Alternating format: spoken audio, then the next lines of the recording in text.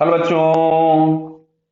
यहां लिखा है closed organ pipe is excited to vibrate in third overtone. Third overtone का मतलब हो गया कि फंडामेंटल को हम जीरो ओवरटोन मानते हैं, इसके बाद जो तीसरा होगा फंडामेंटल को छोड़ करके वो थर्ड ओवरटोन।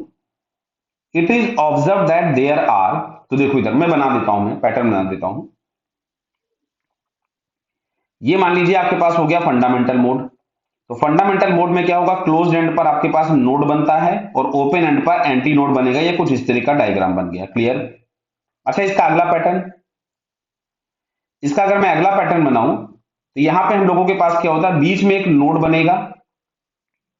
ये कुछ इस तरीके का पैटर्न बन जाता है, क्लियर है। इसका मैं अगर अगला पैटर्न बनाऊं, देखो ये हम लोगों के पास है जीरो ओवरटोन, ये है फर्स्ट ओवरटोन, बराबर। फंडामेंटल मोड को हम बोल सकते हैं जीरो ओवरटोन, उसका अगला जो भी होता है उसको हम बोलते हैं फर्स्ट ओवरटोन। ये आपके पास हो गया सेकंड ओवरटोन, ये पैटर्न जो अपन ने बनाया इसको हम लोग बोलते हैं सेकंड ओवरटोन। और ये रहा हम लोगों के पास थर्ड ओवरटोन, जो कि इस क्वेश्चन में रिक्वायरमेंट है, क्लियर है।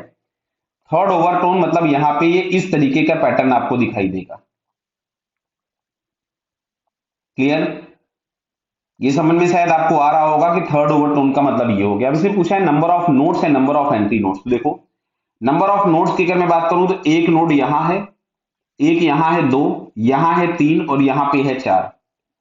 तो नोड की अगर हमने बात की तो चार हो गए। अच्छा, एंटी नोड की बात करो तो एक एंटी नोड यहां है, एक, एक ये वाला दो, ये वाला तीन और ये वाला चार।